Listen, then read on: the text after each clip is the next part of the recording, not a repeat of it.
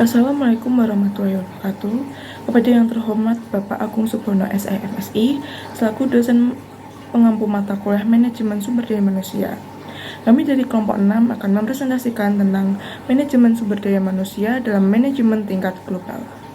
Sebelum masuk ke materi, perkenalkan nama saya Perlita Zahra Ismaniar NIM 2023-11444. Ada Dia Aulia NIM 2023-11039, Khairunisa NIM 2023-11150, ada Aprilia Sandra NIM 2023-11210, ada Kartika Ramadhani NIM 2023-11264, dan ada Berliana Nabila NIM 2023-11509.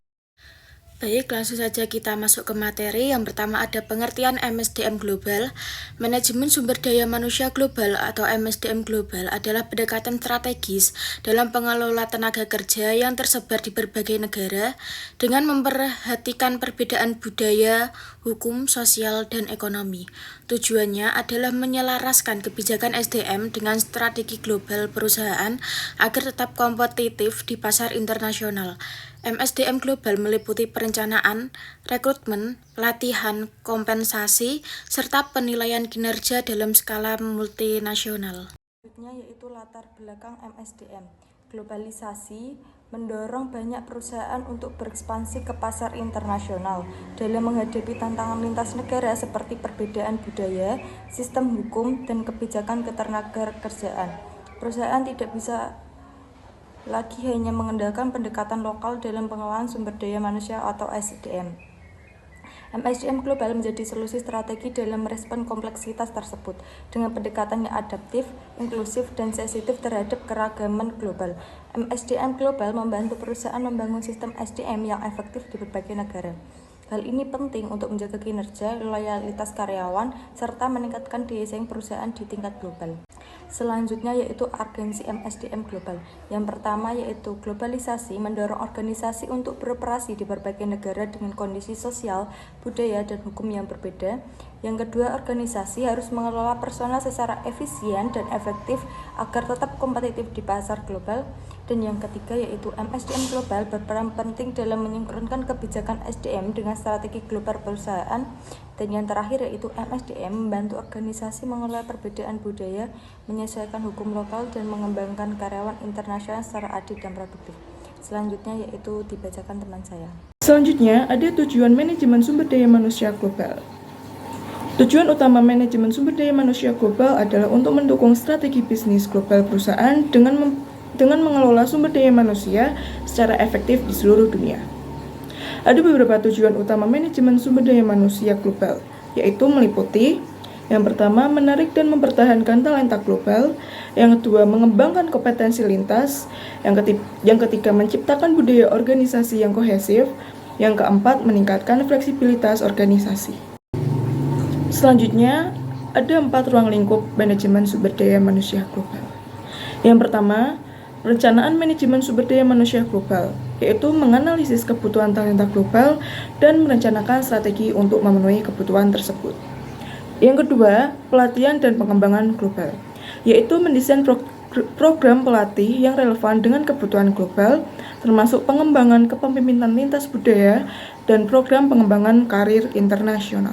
Selanjutnya, yang ketiga, ada manajemen kinerja global, yaitu menetapkan standar kinerja, melakukan evaluasi, dan memberikan feedback yang adil dan relevan di berbagai budaya. Yang terakhir atau yang keempat, manajemen repatriasi, yaitu mempersiapkan dan mendukung karyawan yang kembali dari penugasan internasional ke negara asal mereka. Dalam MSDM Global, para manajer perlu mahir dalam mengelola tenaga kerja mereka agar perusahaan dapat beroperasi dengan efisien di negara tempat mereka beroperasi. Mengikuti peraturan yang ada, manajemen sumber daya manusia pada tingkat internasional harus menghadapi berbagai tantangan yang kompleks. Berikut adalah jumlah permasalahan dan hambatan yang perlu diatasi. Pertama, variasi budaya. Kedua, pendidikan. Ketiga, perbedaan peraturan dan kebijakan. Keempat, keberagaman bahasa. Kelima, sistem ekonomi. Keenam, biaya dan waktu. Ketujuh, perbedaan antara hukum dan regulasi. 8 sumber daya terbatas, 9 tantangan global. Selanjutnya ada strategi MSDM global.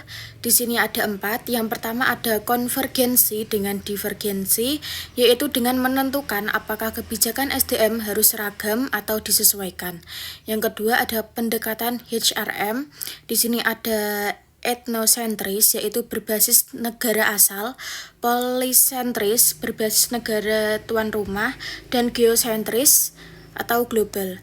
Yang ketiga ada teknologi, yaitu penggunaan HRM dan HRIS untuk mengintegrasikan aktivitas HR lintas negara.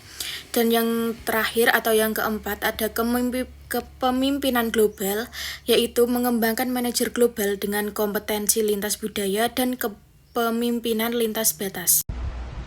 Peran teknologi dalam manajemen MSDM global yaitu yang pertama mendukung Electronic Human Resource Management. Teknologi memungkinkan penerapan HRM yaitu sistem pengelolaan SDM berbasis digital dalam konteks global yang mempermudah perusahaan multinasional dalam menjalankan fungsi-fungsi HR seperti rekrutmen, pelatihan, manajemen kinerja, dan kompensasi secara online. Dengan proses-proses ini dapat dilakukan terpusat namun tetap menjangkau seluruh karyawan di berbagai negara. Hal ini meningkatkan efisiensi, mengurangi biaya operasional, dan mempercepat pengambilan keputusan di seluruh wilayah operasional. Yang kedua, mempermudah pengelolaan data global. Ini adalah sistem berbasis teknologi yang digunakan untuk mengumpulkan, menyimpan, dan menganalisis data SDM.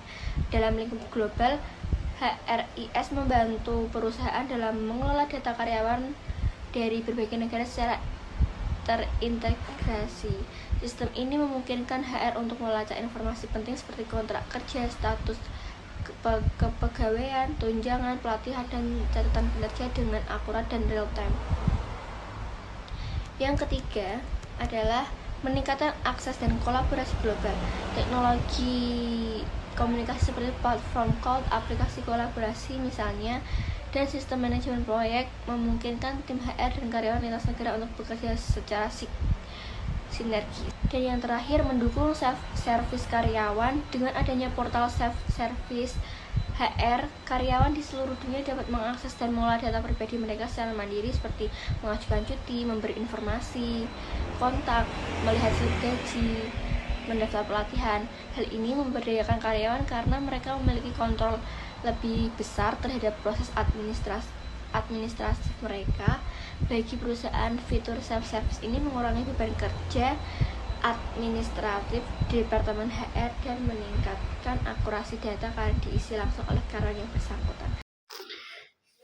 Kesimpulan, sumber daya manusia SDM merupakan pendekatan strategi yang beberapa yang penting dalam menyelesaikan kebijakan SDM dengan strategi bisnis internasional, mulai pengolahan tenaga kerja lintas negara secara efektif dan unefektif terhadap berbeda budaya, hukum, dan sistem ekonomi yang serta didukung oleh teknologi modern dan pengambilan pemimpinan global dan guna meningkatkan daya kinerja perusahaan di pasar global.